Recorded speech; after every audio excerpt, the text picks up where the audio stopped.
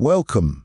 Before we uncover this shocking story, tell me where you're watching from and make sure to subscribe because a lot of effort went into digging up the true events behind this extraordinary tale.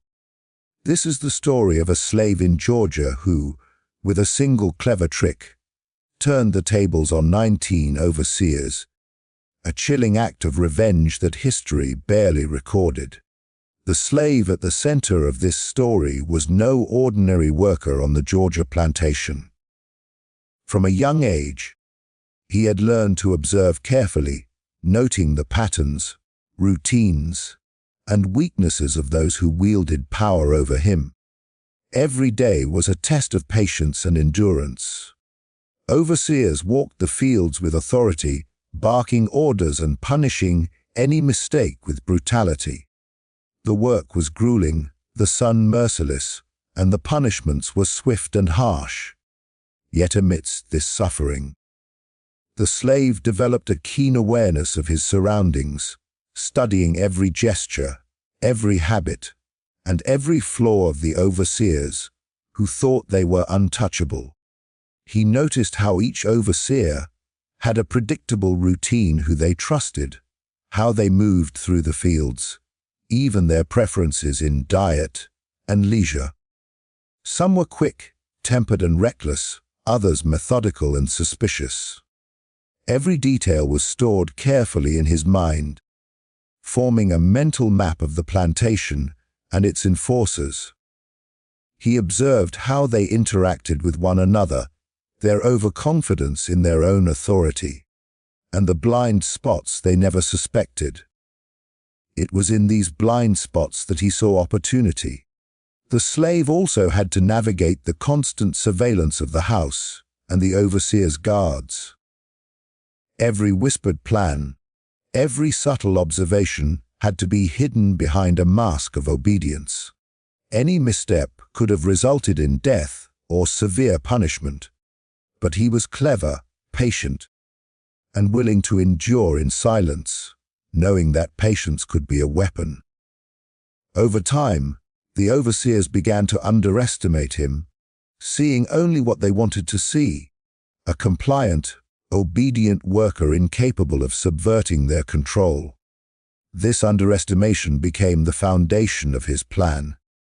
His intellect was sharpened by necessity.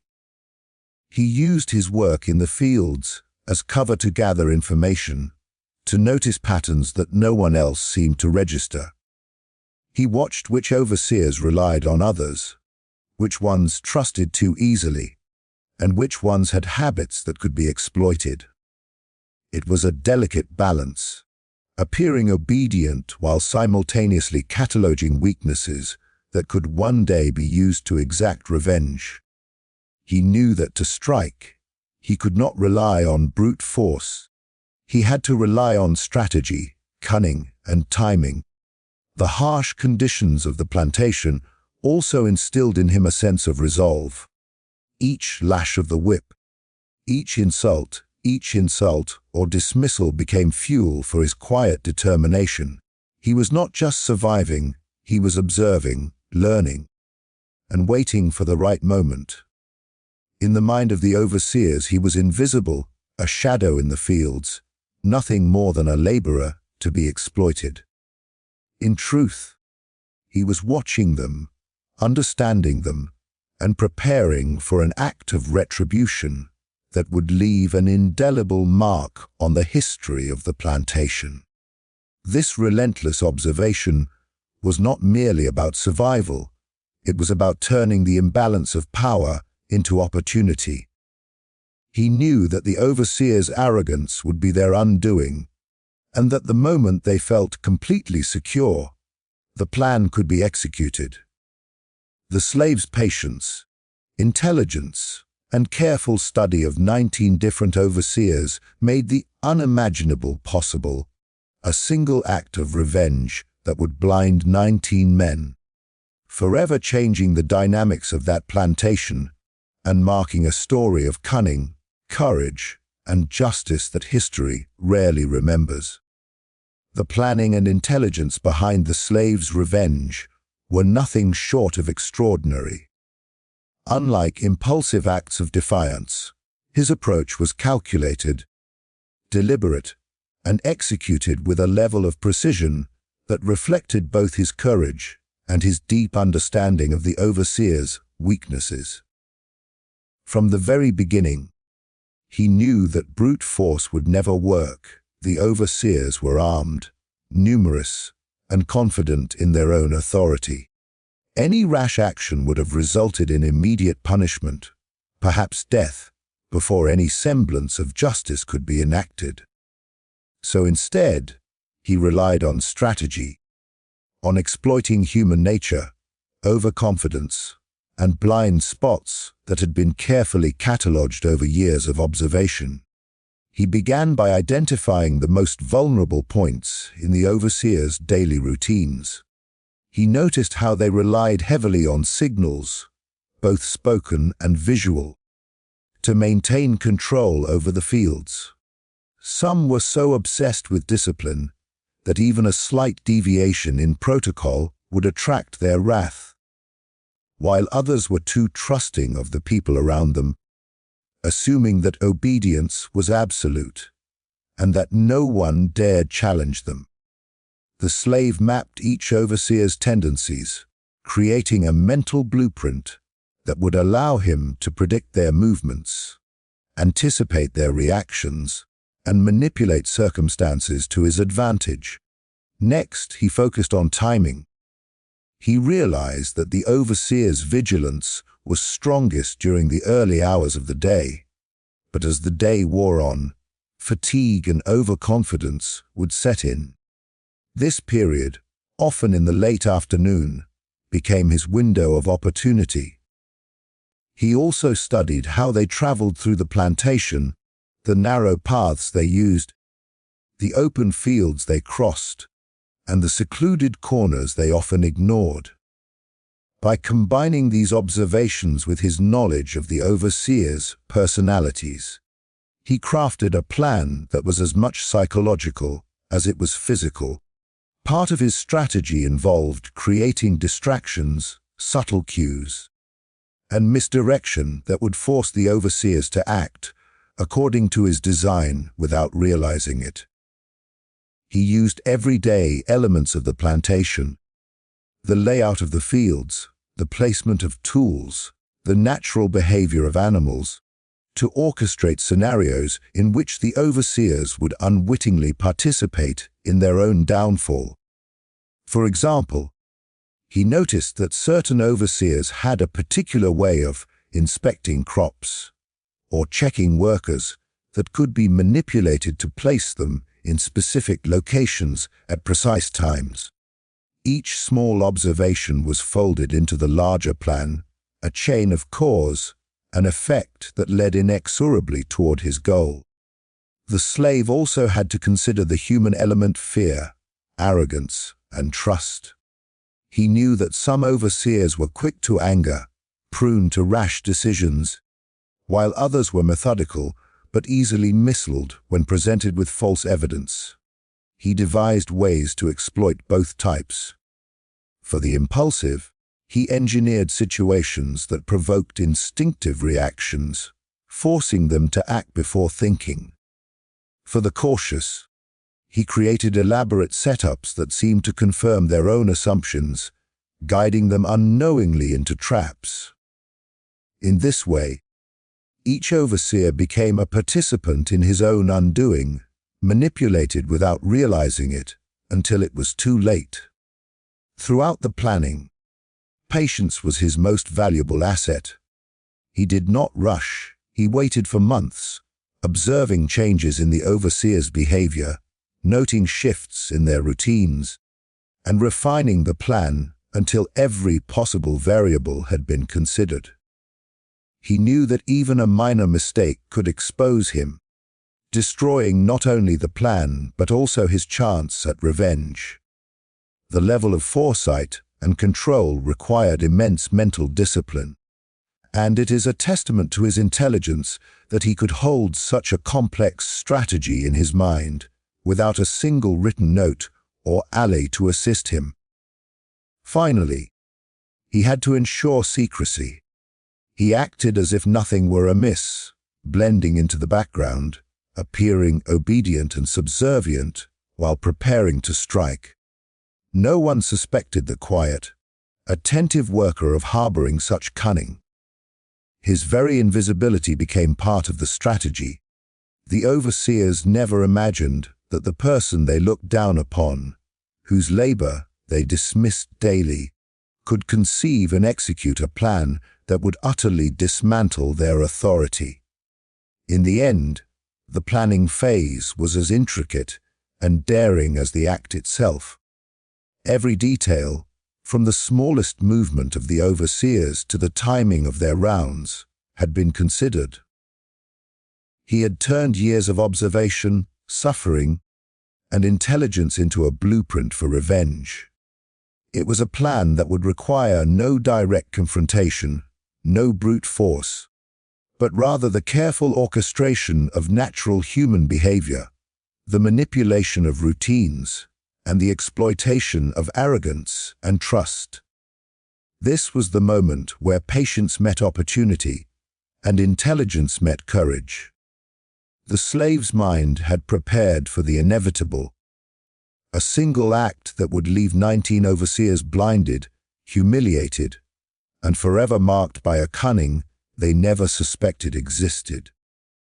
It was a testament to the fact that true power does not always come from strength, but from understanding, planning, and the unshakable resolve to seize the moment when it arrives.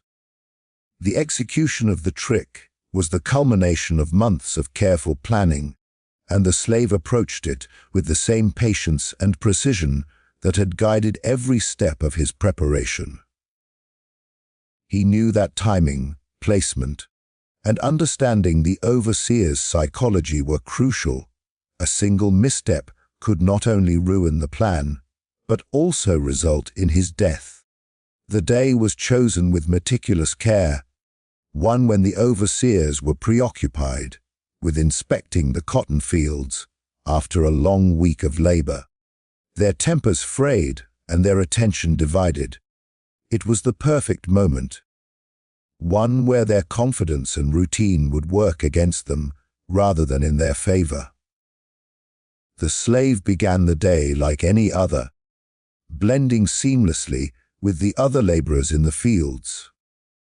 He carried the tools expected of him, moved with the measured steps of a worker accustomed to discipline, and avoided drawing attention. No overseer suspected a thing. They barked orders, pacing through the rows of cotton, checking for weeds, damaged plants, and idle hands. Some were distracted by arguments among themselves, while others paused to inspect the workers' progress. It was exactly as he had observed countless times before. Their confidence in their control was their greatest vulnerability. Then, as planned, the first phase of the trick began. The slave subtly altered the environment to guide the overseer's reactions. He manipulated water troughs, scattering them in a manner that created narrow, uneven paths. Tools were strategically placed, not obviously obstructive, but enough to force a precise movement of the overseers as they walked through the fields. Even the animals were factored into the plan. Chickens, pigs, and dogs were coaxed into positions that would create distractions at the critical moment. Every small action was calculated, designed to make the overseers act exactly as he needed them to without their conscious knowledge. Next came the psychological manipulation. The slave had memorized the habits of each overseer, who trusted whom, who relied on visual cues, and who reacted impulsively to sudden changes. Using these insights, he created a series of cues that would trigger instinctive responses. A sudden rustle in the cotton, a carefully timed shout from a distance, or the placement of a reflective surface that caught the sunlight just right. All were subtle signals, each tailored to a specific overseer. Within minutes, the men began to move according to the slave's design, stepping into positions that seemed natural but were in fact the exact arrangement he had envisioned for the trick to succeed. As the overseers gathered in the center of the field, completely unaware of the manipulation, the final stage of the plan was set into motion. Using a combination of substances and tools that had been hidden and strategically deployed, he created a series of small but effective obstacles. The result was immediate and devastating. One by one, the overseers were caught off guard by flashes of blinding powder, unexpected bursts of smoke, and precisely directed triggers that overwhelmed their senses. Panic erupted. Some screamed, flailed, and stumbled. Others tried to regain control, only to find themselves disoriented and unable to see. The very confidence and routines they had relied on had been turned against them, leaving them vulnerable to the effects of the slave's ingenious plan.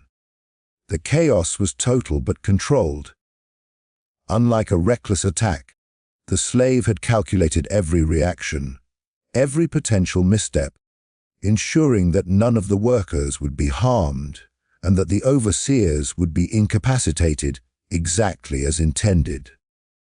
Their shouts and cries filled the fields, echoing off the trees, while the slave and other laborers maintained the appearance of normal activity, blending into the background until the moment was complete. It was a masterful demonstration of strategy over brute force, intellect over oppression, patience over impulse. When the dust settled, 19 overseers were left blinded, temporarily or permanently, depending on the individual, confused, terrified, and utterly humiliated. They had been bested not by strength, but by cunning, observation, and a meticulous understanding of human nature. For the first time, the power dynamic on the plantation shifted. The overseers, who had believed themselves untouchable, were forced to confront their vulnerability. Their authority, previously absolute, was shattered in an instant by a single act of intelligence and careful planning. The immediate impact on the plantation was profound. The workers, who had long endured oppression in silence, witnessed a dramatic reversal of power. Fear, yes, remained, for none could predict what the slave might do next. But there was also a sense of awe at the ingenuity and courage behind the act. The plantation owners were enraged but also stunned, unable to fully comprehend how one worker had outsmarted so many men at once. The story quickly spread among neighboring plantations and towns, whispered in fear and admiration, leaving an enduring mark on local history that would be passed down for generations. Ultimately, the execution of the trick was a testament to patience, intelligence, and the careful application of knowledge. It demonstrated that even in the harshest conditions, where power seemed absolute, strategy and understanding could overcome brutality. 19 overseers, once symbols of terror and control, were rendered helpless by the very system they had relied upon, turned against them by a single, observant, and remarkably clever slave. It was a moment that would be remembered not only for its audacity, but for the brilliance of the mind behind it, a story of revenge, justice, and the unyielding human spirit. The reactions of the plantation owners and the surrounding community to the slave's audacious trick were immediate, intense, and deeply revealing of the social dynamics of the time. News of what had happened spread like wildfire, first through whispered conversations among the workers and overseers who had witnessed or heard of the event, then reaching the ears of the plantation owners themselves. The idea that one single slave could outwit and incapacitate 19 overseers at once was almost impossible to believe, yet the evidence was undeniable. Panic, anger, disbelief, and fear all intertwined in the reactions of those who had once wielded unquestioned authority over the plantation. The plantation owners, men who had long relied on strict control and intimidation to maintain their wealth and status, were horrified. To them, the overseers were extensions of their authority, the enforcers who ensured that the labor of enslaved people produced maximum profit. The sudden and dramatic failure of these overseers was, in their eyes, a personal affront. Not only had the overseers been physically incapacitated, but the incident also undermined the perceived hierarchy that maintained the social order of the plantation. The owners were faced with the terrifying realization that one mind, operating with intelligence, observation, and patience, could disrupt the system they had built on fear and control. Some owners responded with immediate fury. They demanded that the overseers be punished further for failing to maintain order and for allowing themselves to be outwitted. Others considered extreme retaliation against the workers, hoping to reassert dominance and remind everyone that disobedience or cleverness would be met with deadly consequences. Rumors of severe punishments, lashings, public humiliation, and even executions began to circulate. Yet even as these threats were voiced, there was an undercurrent of unease.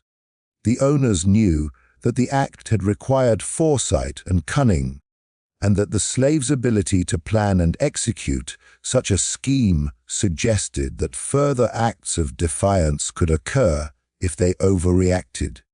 The surrounding community reacted with a mixture of fear, fascination, and disbelief. Word of the event spread to nearby plantations and towns, where it quickly became a topic of whispered conversations. Some townsfolk dismissed it as an exaggerated story, a myth born of fear and resentment. Others, however, treated it as a cautionary tale, warning that intelligence and cunning could be just as dangerous as brute strength. Local merchants, clergy, and even neighboring planters began to discuss the implications. If one slave could so thoroughly outmaneuver the overseers, what other surprises might be lurking in the shadows of their fields and homes? For the workers and enslaved people on the plantation, the incident was a complex mixture of relief, hope, and awe. Many had long endured the overseers' cruelty in silence, feeling powerless to challenge the system. Witnessing their authority shattered, even temporarily, offered a glimpse of what might be possible. Yet there was also caution.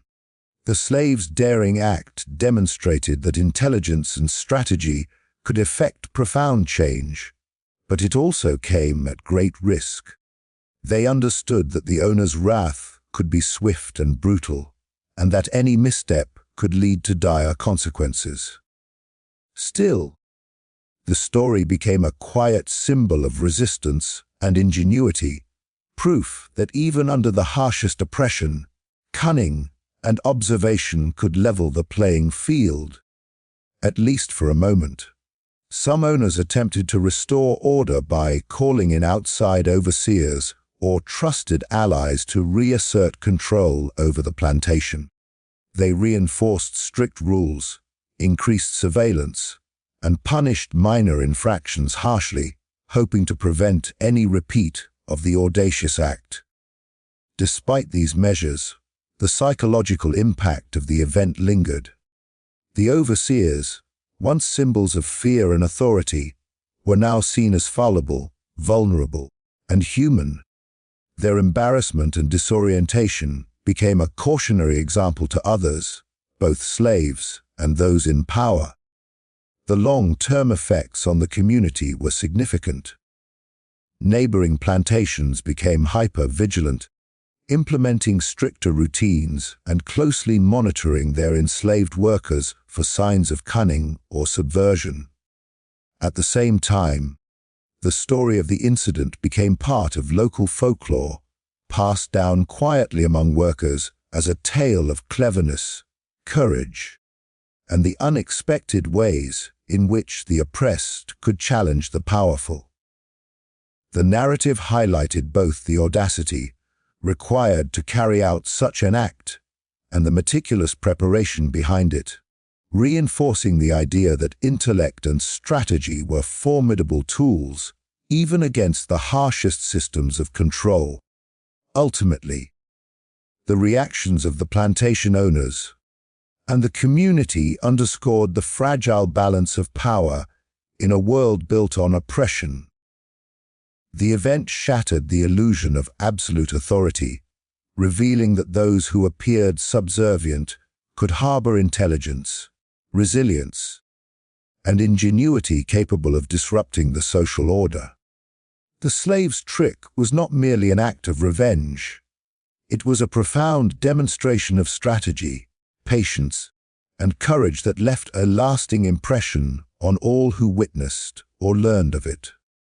The overseer's humiliation, the owner's anger, and the community's awe combined to ensure that this story, though rarely recorded in formal history, would survive as a testament to the extraordinary power of intelligence and cunning in the face of overwhelming oppression. The consequences for the slave after the act of revenge were as intense and complex as the act itself.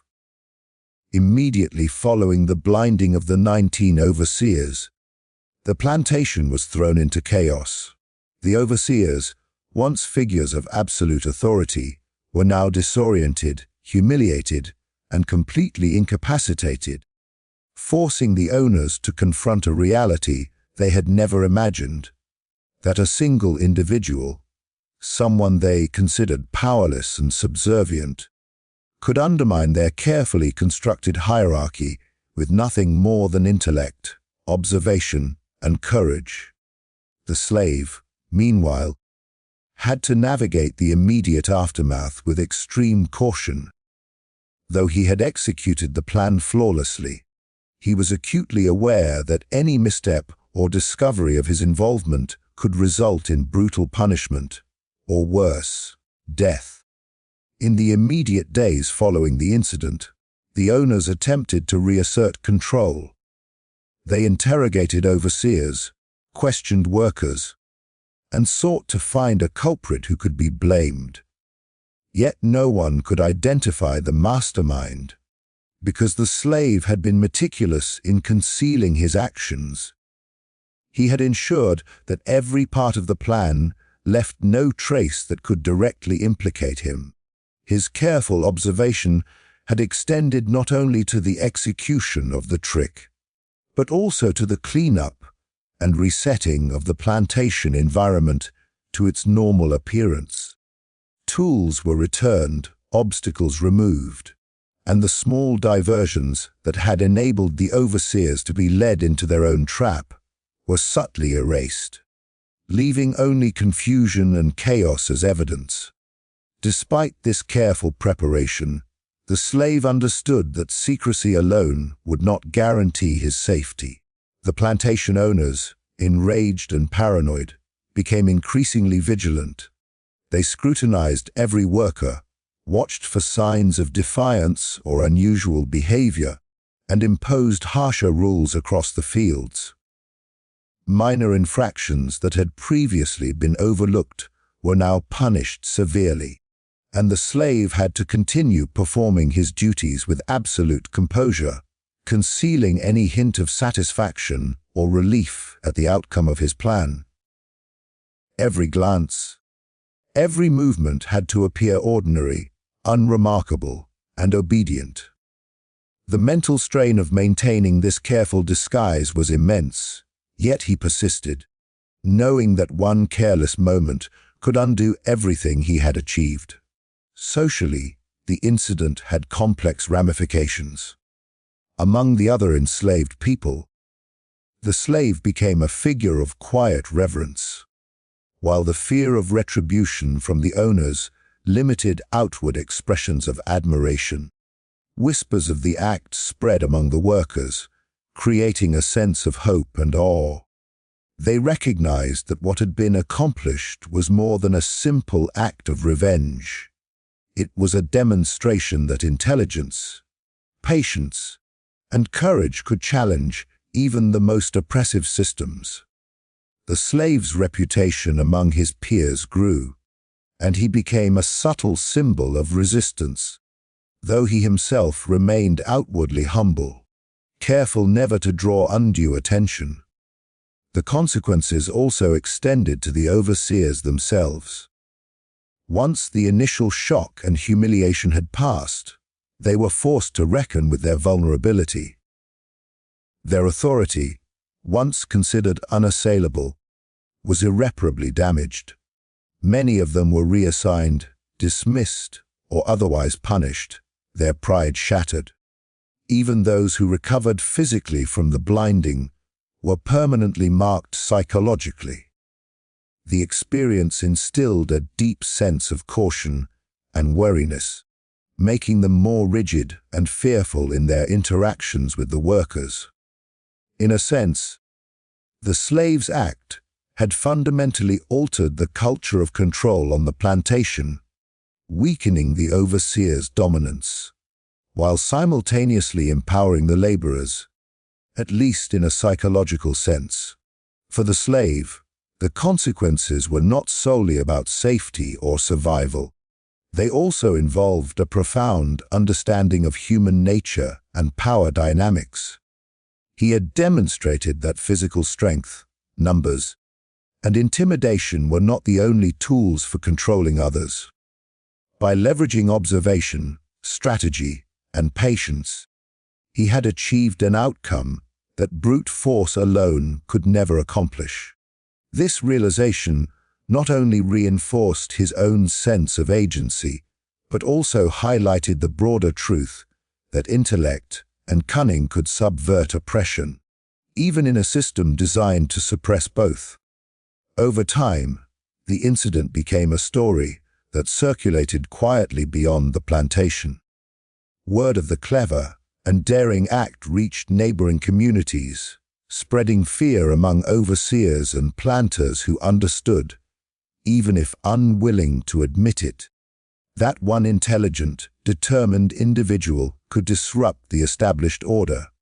For the slave, this meant living with both increased scrutiny and a growing sense of accomplishment. He had changed the dynamics of the plantation, altered the behavior of those in power, and inspired hope among the oppressed, all while maintaining his freedom and avoiding detection. In the long term, the consequences of his act became a layered legacy. While the immediate danger of discovery lingered, the story endured as a testament to the effectiveness of intelligence over brute strength. It demonstrated that even under the harshest systems of oppression, careful observation, planning, and strategic action could achieve remarkable results. For the slave himself, the consequences were a mixture of risk, empowerment, and subtle influence, a life lived carefully, but one forever marked by an extraordinary moment of defiance that shifted the balance of power on that Georgia plantation forever. The lasting legacy of the slave's audacious act, and the reasons why it remains largely untold in history books, are deeply intertwined with the social, cultural, and political context of the time. On one level, the act itself, blinding 19 overseers through a carefully orchestrated plan, was so extraordinary that it challenged the very narrative that plantation owners and society at large sought to maintain, that enslaved people were powerless, submissive, and incapable of outsmarting their masters. The truth, as revealed by this story, contradicted the carefully constructed ideology that justified oppression and subjugation. Acknowledging the slave's brilliance and courage would have undermined the authority of slaveholders, challenged the assumed natural order, and highlighted the vulnerabilities of those in power. For this reason alone, the story was deliberately downplayed, erased, or omitted from formal records. Within the immediate plantation context, the event became a source of whispered legend among enslaved workers. It was a symbol of ingenuity, resilience, and subtle rebellion, proof that intelligence could subvert oppression. Yet for the owners, acknowledging such an act publicly would have been humiliating. The overseers, many of whom had recovered physically but were permanently marked psychologically, could not be seen as having been outwitted by someone they considered inferior. To admit that a single worker had executed a plan so precise and devastating would have been to admit a profound failure of control. This created a tension. The story had to be remembered secretly among the oppressed, yet effectively erased from the official narrative of plantation life. Beyond the plantation itself, the story's erasure was reinforced by broader societal pressures. Southern society during the antebellum period and even into the Reconstruction era was invested in maintaining hierarchies that justified slavery. Literature, newspapers, and public records reflected this ideology, emphasizing obedience, order, and the benevolence of slaveholders while minimizing or ignoring acts of rebellion and cunning among enslaved people. A story like the one of the 19 blinded overseers did not fit this narrative. It highlighted the capacity for resistance and the intelligence of enslaved individuals, threatening the myth of total control that underpinned the social order. Historians, often relying on official records and accounts produced by those in power, found little documentation of the event, which further cemented its absence from mainstream history. Oral tradition, however, preserved the story. For generations, enslaved workers and their descendants shared the tale quietly, passing it down as both a cautionary tale and a source of pride. In these retellings, the focus was less on the technical details of the act and more on its symbolic power. One individual, using only intellect, observation, and patience, could challenge a system designed to crush human agency. These stories served as a moral and psychological anchor for those living under oppression, a reminder that courage and cleverness could create moments of justice even in the harshest conditions. Over time, the story became a local legend, told with embellishments, variations, and dramatic flourishes. Outsiders, particularly white neighbors or historians who might have recorded it officially, often dismissed these tales as exaggeration, superstition, or folklore. This dismissal allowed the story to survive in the memories of the community, while remaining largely invisible to formal history. The slave's brilliance was remembered by those who understood it firsthand, but it was systematically excluded from textbooks, journals, and historical accounts that shape broader societal memory. The legacy of the event also speaks to the power of strategy, intelligence, and patience in the struggle against oppression. It demonstrates that resistance does not always require confrontation or violence. Sometimes the greatest victories are achieved through careful planning, observation, and understanding human nature. The Slaves Act challenged assumptions about power, hierarchy, and human capability, creating a lasting lesson that resonates far beyond the plantation. It became a story not just about revenge, but about agency, resilience, and the capacity for ingenuity under unimaginable constraints. Even today, the story serves as a reminder of the ways history is recorded and whose voices are preserved. The act itself is extraordinary, yet it is absent from most formal historical narratives, reflecting the selective nature of memory and documentation. The narrative survived through oral history, folklore, and the careful passing of memory from one generation to the next. It exists as a testament to courage, intelligence, and justice achieved in the shadows, a story intentionally kept quiet by those in power, but carried forward by those who knew the truth of what had occurred. The enduring impact of the story is twofold. On one hand, it exposes the flaws and arrogance of the oppressors and demonstrates the extraordinary potential of those they sought to subjugate. On the other hand, it serves as a cautionary tale about history itself, how acts of bravery, cunning, and resistance can be hidden or erased depending on who controls the narrative. By studying and retelling this story today, we restore recognition to the intelligence and agency of the enslaved individual, acknowledging not only the daring of the act, but also its broader implications for understanding resistance, power, and the selective recording of history.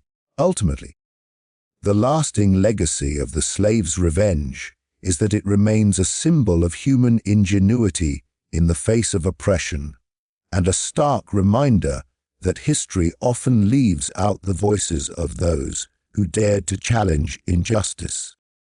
Though the overseers were blinded and the owners humiliated, the true power of the act was preserved in memory, teaching future generations about courage, strategy, and the enduring capacity for resistance, even under the harshest circumstances. The story remains untold in official history, but it survives as a powerful testament to intelligence, patience, and the quiet force of justice carried out by someone who refused to be powerless.